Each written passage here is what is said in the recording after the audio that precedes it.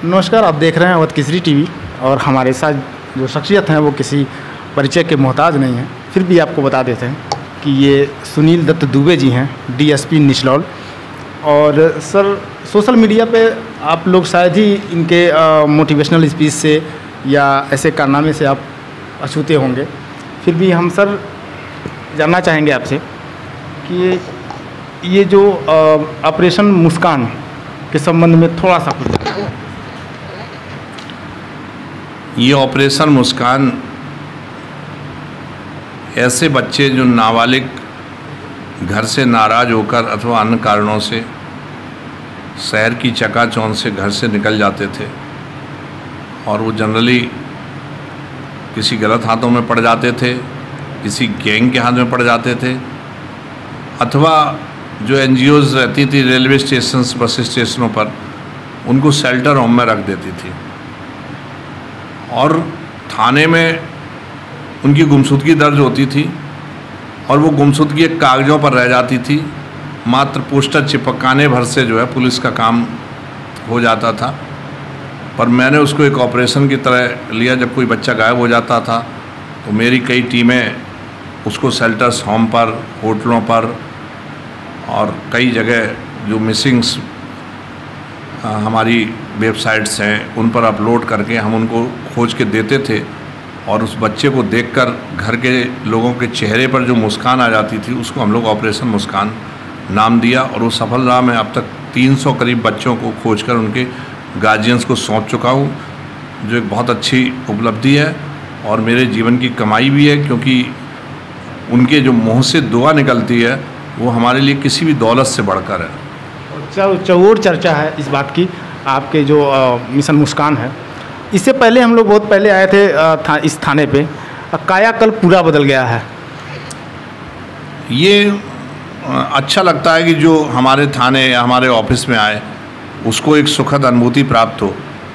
Police के पास जो भी आता है वो पीड़ित होता है और उस माहौल को देखते हुए अगर पुलिस के थाने क्लीन और ग्रीन हैं, साफ हैं, हरियाले हैं, पुलिस जन के चेहरों पर मुस्कुराहट है, तो आने वाला व्यक्ति समझता है कि सब कुछ ठीक है। जब पुलिस हंस रही है इसका मतलब लॉ एंड ऑर्डर, देश की कानून व्यवस्था अच्छी है, ये व्यक्ति महसूस होता है। इसलिए जो पुलिस के थाने या जो भी ऑफिस हैं वो हमारे क्लीन और ग्रीन होना चाहिए।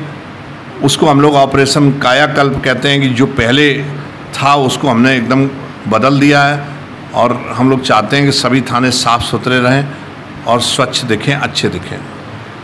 सर, एक तरह से कह सकते हैं कि सैकड़ों युवाओं की तरफ से हम ये सवाल पूछ रहे हैं कि आपके जर्नी के बारे में सैकड़ों युवाओं ने कहा कि जाइएगा तो सर से पूछिएगा उनकी जर्नी कैसी रही, यहाँ तक का सफ़र उनका कैसा है।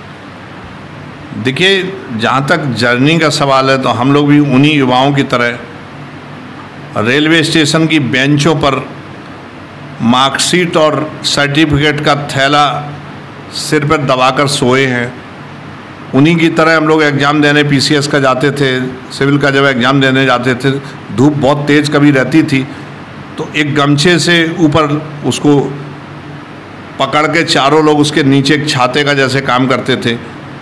हमने भी वो इलाहाबाद यूनिवर्सिटी में पढ़ते समय जो कुकर की सीटी है, भूख लगती थी तो कभी खिचड़ी बना के खा जाते थे, तो कभी किसी ठेले पर बाटी चोखा खा लेते थे, कभी बहुत सिंपल होता था तो हम लोग निनुआ की सब्जी और रोटी बना के खा लेते थे, आसानी से बन जाती थी।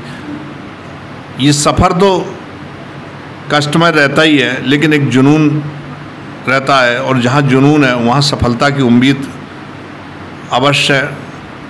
क्योंकि हम लोग एक कहावत कहते थे कि न गर्मी जून में होती है, न गर्मी ऊन में होती है, न गर्मी खून में होती है। जब मैंने पढ़ लिख कर जाना तो गर्मी जुनून में होती है और जुनून ही मुझे सफलता की एक रास्ता दिखाता है।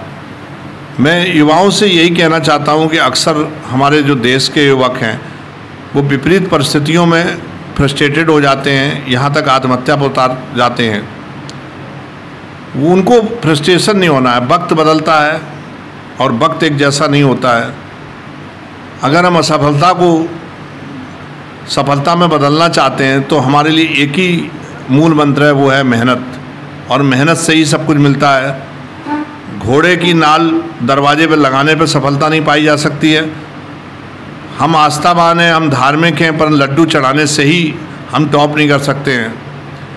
अगर और सर देखा गया है कि ये जो प्रदर्शन हो रहा था अग्निवीरों का महाराजगंज जिले में, समझाने से युवक, खास करके आपका चर्चा आया कि आपने समझाया युवकों को और वो मान के अपने अपने घर चले गए। आपने कुछ उनसे कहा, क्या समझाया? देखिए, ये एक कंपटीशन का ज़माना है। अगर हम किसी भी दौड़ में हमको आगे निकलना है तो हमको चिंतन करना पड़ेगा, हमको दक्षता लानी पड़ेगी। डिग्री से हम एक डिग्री तो प्राप्त कर सकते हैं, लेकिन अगर दक्षता नहीं है तो हम विपरीत परिस्थितियों का सामना नहीं कर सकते हैं। हमें हर परिस्थिति का सामना करना चाहिए। हर परीक्षा प्रणाली में परिवर्तन होते रहते हैं। जब भारत की सर्वोच्च जो हमारी सेवा है IAS IPS, इसका संघ लोक सेवा आयोग ने परीक्षा पैटर्न चेंज किया, CSET का पेपर डाला था। बहुत सारे युवाओं में हताशा पैदा हुई। बहुत सारे लोग इस बात से परेशान थे, कोई 4 साल से तैयारी कर रहा था, कोई 3 साल से तैयारी कर रहा था, लेकिन कोई घबराया नहीं और लोगों ने उस परीक्षा प्रणाली को स्वीकार किया। कुछ सफल हुए, कुछ असफल हुए। तो मुझे कोई भी लोकतंत्र में प्रैक्टिकल होते रहते हैं और हमको सपोर्ट करना चाहिए कि अगर कोई नई प्रणाली निकली है तो वो कोई रातों रात नहीं थोप दी जाती है। उसके पीछे एक चिंतन होता है और एक मंथन होता है। मंथन के बाद वो प्रणाली लागू की जाती है। हमें उसके अच्छे बुरे परिणाम, किसी के लिए अच्छे हो सकते हैं, किसी के लिए बुरे हो सकते हैं। संभव हो सकता है कि प्रणाली बहुत अच्छी हो, हमारी सेना को युवा मिले और जो वहाँ से निकल के आए हैं वो हमारी पुलिस में, पैरामिलिट्री फोर्सेज में, हमारे लेखपाल और समूह गाँव और घा की जितनी भी भर्तियाँ हैं उनमें उनको प्राथमिकता मिलेगी और उनमें एक आत्मविश्वास पैदा होगा।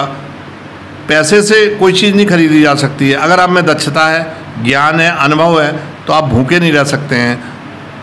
ऐसा नहीं है, बहुत सारे इंजीनियर्स ऐसे हैं जिनको लाखों का पैकेज मिलता है। बहुत सारे एडवोकेट हैं जिनकी एक एक केस की फीस 3-3, 4-4 लाख रुपए है। तो हमें दक्षता बढ़ानी चाहिए। हमें इस बात से नहीं घबराना चाहिए कि परीक्षा प्रणाली कैसी है। जो देश का नागरिक है उसको हिंसा का सहारा नहीं लेना चाहिए। हमें हर परिस्थितियों के लिए तैयार रहना चाहिए। कोई भी प्रणाली हो जाए, अगर हम सफल होना है तो हम सफल होंगे।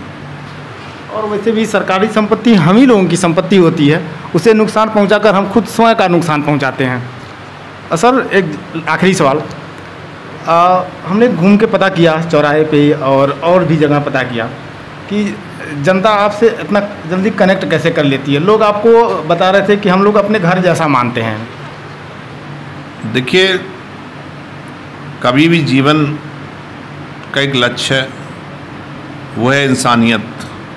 व्यक्ति चाहे किसी पद पर हो, किसी भी सामाजिक हैसियत पर हो, उसको इंसानियत नहीं भूलना चाहिए। आप पूरे दिन आप बहुत अच्छा पढ़ रहे हो, आप डिग्री प्राप्त कर लेंगे, आप कंपटीशन फेस कर सकते हैं, आपको बहुत सारी नौकरी मिल सकती है, आप किसी भी तरीके से पैसा कमा सकते हैं।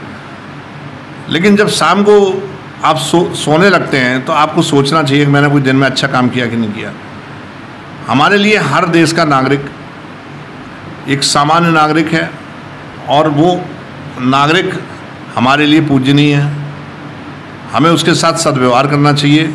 उसकी पीड़ा को हम दूर कर सकें ना कर सकें, पर हम उसकी पीड़ा को सुन सकते हैं। जब वो व्यवहारिक होगा, हमारे पास आएगा, हमारा व्यवहार जो है वो जनप्रिय होना चाहिए। इसलिए कि हम राजा नहीं हैं, हम जनता के सेवक हैं, हम गवर्नमेंट सर्वेंट हैं और हमें ये समझना चाहिए कि अगर हमने वर्दी पहनी है तो जनता के पैसे से हमको वेतन मिलता है और जनता हमारे लिए सर्वोपरि है।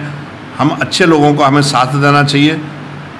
जनता हमारा बहुत सम्मान करती है। वो इसलिए सम्मान करती है कि वो देखना चाहती है कि पुलिस जो है एक सेवा है और अन्य नौकरियों की भांति से पुलिस जो सेवा है वो हटकर है और इसका वही दायरा है जो हमारी समाज सेवा का रहता है और हम पुलिस में रह के लोगों की सेवा कर सकते हैं, जनप्रिय हो सकते हैं। अगर आप किसी के साथ अच्छा व्यवहार करते हैं तो वो व्यक्ति निश्चित आपकी प्रशंसा करेगा। इस सेवा में बहुत जल्दी लोग नायक बनते हैं, बहुत जल्दी खलनायक बनते हैं। ये सर, समय देने के लिए बहुत बहुत धन्यवाद।